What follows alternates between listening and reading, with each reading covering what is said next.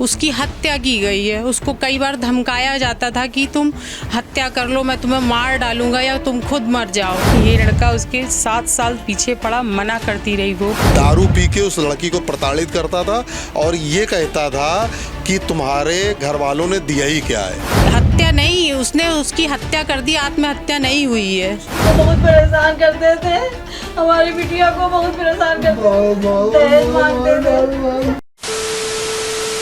कानपुर नगर के थाना फजलगंज क्षेत्र स्थित दर्शनपुरवा में निवास करने वाले बुजुर्ग अरुण कुमार अवस्थी और उनके घर वालों को इलाहाबाद के शिवकुटी थाने की पुलिस का फोन आता है कि आपकी बेटी श्रीजी उर्फ ज्योत्सना की मौत हो गई है, आप जल्द से जल्द आ जाइए। श्रीजी की मौत की खबर सुनते ही घर में भूचाल सा आ जाता है, रोना पीटना मच जाता है। सभी परिजन इलाहाबाद के लिए रवाना भी हो जाते हैं। इलाहाबाद पहुंचकर उन्हें श्रीजी का पति देवेंद्र सिंह उर्फ रिंकू, जो डिफेंस में तैनात है, वह पुलिस को और परिजनों को भी बताता है कि श्रीजी ने फांसी लगाकर आत्महत्या की है। लेकिन वही परिजन पति देवेंद्र और उसके परिजनों पर षड्यंत्र रच हत्या करने का आरोप लगाते हैं। पुलिस के साथ ही परिजनों को वहां पर शराब की बोतलों के साथ मृतका का फोन टूटा हुआ मिला है। मामले में चाचा मनोज अवस्थी की तहरीर पर आरोपी पति देवेंद्र सिंह उर्फ रिंकू समेत अन्य परिजनों पर दहेज हत्या का मुकदमा दर्ज किया गया है। आपको बताते चलें कि कानपुर के दर्शनपुरवा में अपने परिवार के साथ निवास करने वाली श्रीजी बहुत ही प्रतिभावान थी। दर्शनपुरवा में ही निवास करने वाला देवेंद्र उर्फ रिंकू पुत्र कृष्ण कुमार श्रीजी के पीछे ही पड़कर रह गया था। 22 अप्रैल 2019 को दोनों परिवारों की सहमति से श्रीजी और देवेंद्र का विवाह संपन्न हुआ था। तस्वीरें बताती हैं कि उस समय का माहौल बहुत अच्छा रहा था। श्रीजी का आरोप है कि शादी के बाद से ही देवेंद्र और उसके घर वाले उसे प्रताड़ित करने लगे थे। बात बात पर मारपीट की जाती थी और दहेज भी मांगा जाता था। अभी हाल ही में देवेंद्र की पोस्टिंग इलाहाबाद होने के बाद श्रीजी की हत्या कर दी गई है। चलिए आपको जोड़ते हैं जन एक्सप्रेस डिजिटल प्रभारी कमलेश फाइटर से। एक बार फिर दहेज के दानुओं ने एक बेटी को मौत के घाट उतार दिया है और उसके बाद इन दहेज के दानुओं ने उसकी मौत को, हत्या को आत्महत्या जताने का प्रयास किया है। हालांकि ये घटना इलाहाबाद में घटित हुई है, लेकिन जिस बेटी की हत्या की गई है, जिस बेटी को मौत के घाट उतारा गया है, वो कानपुर नगर के दर्शनपुरवा के इस क्षेत्र दर्शनपुरा क्षेत्र में रहने वाली है। हम उसी के घर पर खड़े हैं। जिस बेटी की हत्या की गई है उसका नाम श्रीजी उर्फ ज्योत्सना था। आप देख सकते हैं कि ये उसी के परिजन है। आज इनकी आंखों में आंसू है। चलिए हम इन्हीं की जुबानी जानेंगे कि क्या कुछ हुआ है। वो बहुत परेशान करते थे, हमारी बिटिया को बहुत परेशान करते थे, दहेज मांगते थे, मेरा दरवाजा खटखटाते थे आके, बहुत परेशान करते थे। बहन की हत्या हुई है कि आत्महत्या है? उसकी हत्या की गई है। उसको कई बार धमकाया जाता था कि तुम हत्या कर लो, मैं तुम्हें मार डालूंगा या तुम खुद मर जाओ। मैं उसकी बहन हूँ, मैं मथुरा में रहती हूँ, मेरा नाम उपासना द्विवेदी है। और उसको वो बहुत प्रताड़ित करता था। दहेज के लिए भी कहता था तुम कुछ नहीं लाई हो, तुम लाओ और लाओ, यही सब कहता रहता था। 12 तारीख की रात को 9 बजे मेरी बहन से बात हुई है और उससे हमने पूछा है, मेरा दिल घबरा रहा था कि तुम ठीक हो। उसने कहा हम ठीक हैं। उसने कुछ नहीं बताया, हम कुछ समझ नहीं पाए। उस सुबह 13 तारीख की सुबह 9 बजे इस आदमी का फ़ोन आता है कि तुम्हारी बहन मतलब श्रीजी की उसने खुदकुशी कर ली है। मैंने खिड़की से देखा है कि वो लटक रही है, लेकिन वहाँ पे वो हत्या नहीं, उसने उसकी हत्या कर दी, आत्महत्या नहीं हुई है। मुझे 13 तारीख को ये सूचना मिली, उस लड़के का फ़ोन आया कि उस लड़की ने मतलब कि चाचा जी गजब हो गया और लड़की ने फांसी लगा ली है। हमें उसकी बात का विश्वास नहीं हुआ क्योंकि 3-4 बार मैं और मेरी पत्नी जाके वहाँ पे समझौता करा चुके थे कि ये सब गलत है, इस तरह से लड़की को प्रताड़ित करना ठीक नहीं है। दारू पी के उस लड़की को प्रताड़ित करता था और ये कहता था कि तुम्हारे घर वालों ने दिया ही क्या है। और तो उसकी बात पे विश्वास नहीं हुआ। तो 15-20 मिनट बाद थाने से फ़ोन आया, इलाहाबाद शिवकुटी थाने से।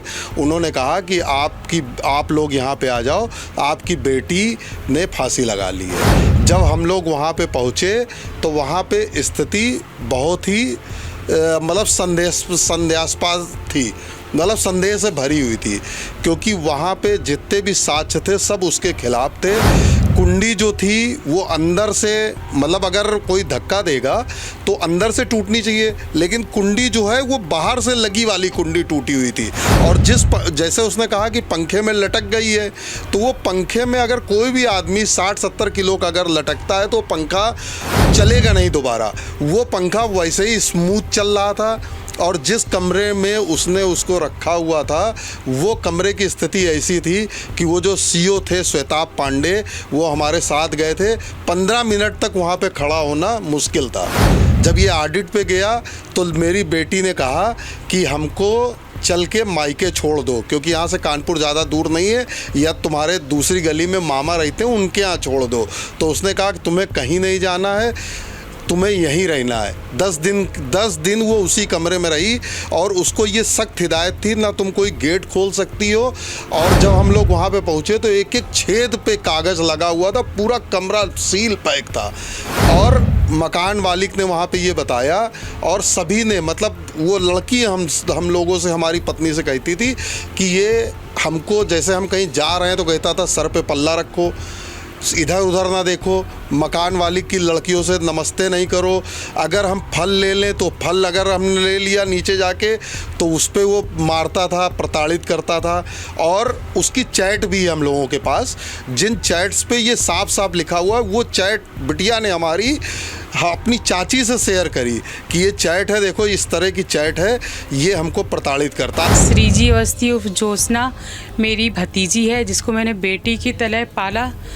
वो इंस्टीट्यूट में दर्शनपुरवा में पढ़ाती थी, इंस्टीट्यूट अच्छे से चलाती थी। ये लड़का उसके 7 साल पीछे पड़ा, मना करती रही वो कि मुझे नहीं करनी है, हम लोग ब्राह्मण हैं, तुम ये हो। ये नहीं माना, इसने किसी तरह पीछे पड़ता रहा। फिर आखिर इसकी गवर्नमेंट जॉब लग गई तो भी ये पीछे पड़ा रहा कि अब तो मेरी जॉब लग गई है पीछे, तब भी वो मना करती रही। आखिर वो नहीं माना, वो हमारे घर, उसने मुझे कॉल किया कि मैं शादी करना चाहता हूँ, पीछे पड़ गया, गिड़गिड़ाने लगा। फिर इसने शादी होने के लिए हुआ, हम लोगों ने शादी कर दी, चलो लड़की पास में रहेगी, खुश रहेगी। ये ऐसा था कि ये वहाँ क्यों जा रही हो, क्यों कर, इसको क्यों देख रही हो, इधर मत जाओ, ये मत पहनो, वो मत खाओ, ये मत करो, उधर मत उठो, इससे मत बोलो। जिनसे इंस्टीट्यूट था, इतना अच्छा व्यवहार था इसका, इसने बगल में वो लोग रहते थे, इसने बिल्कुल व्यवहार ख़त्म करा दिया। और उसके बाद ये घर हमारे आने के लिए मना करता, लेकिन हमारी लड़की ने करीब 2 साल तक। इधर क्या हुआ है? इधर इसने, ये फतेहगढ़ में थी तब भी इसने परेशान किया, इसको मारता था, दहेज के लिए कहता था, हमेशा पैसों की मांग करता था समय समय पर। 13 तारीख को क्या किया? 13 तारीख को मेरे पास फ़ोन आया सुबह 8:38 पे कि आप चाची गजब हो गया, और ये रो रहा था। तो मुझे इसकी बात का भरोसा नहीं था कि ये क्या मुझे कुछ समझ में नहीं आया, मेरे पैरों तले ज़मीन खिसक गई। मैंने फ़ोन काट दिया। फिर उसके जस्ट कुछ 1-2 सेकंड बाद किसी अननोन नंबर से फ़ोन आया, उन्होंने कहा आप कानपुर से बोल रही हैं, श्रीजी की, क्या आप कौन है? मैंने कहा मैं श्रीजी की चाची हूँ। क्या ये नंबर मुझे देवेंद्र ने दिया है, श्रीजी की यहाँ पे मृत्यु हो गई है। मैंने कहा ऐसा कैसे, आप कौन बोल रहे हैं? उन्होंने कहा मैं शिवकुटी थाने से। श्रीजी की हत्या हुई है? वो लड़की मेरी इतनी समझदार, इतनी, किसी से आप पूछ लीजिए कि वो ऐसी डरपोक टाइप नहीं थी कि वो ऐसा कुछ आत्महत्या कर लेगी। ये उसको बस परेशान करता था और मारने की धमकी देता था, अगर तू है हत्या हुई। हाँ तू फांसी लगा ले, मैं तेरे घर वालों को उठवा लूँगा। उसका मेरा बेटा है 18 साल का, उसको उठवाने की धमकी, उसको मारने की धमकी। क्योंकि श्रीजी के मम्मी पापा बहुत सीधे हैं, उनका मानसिक संतुलन भी ठीक नहीं रहता है, उनका इलाज चलता है।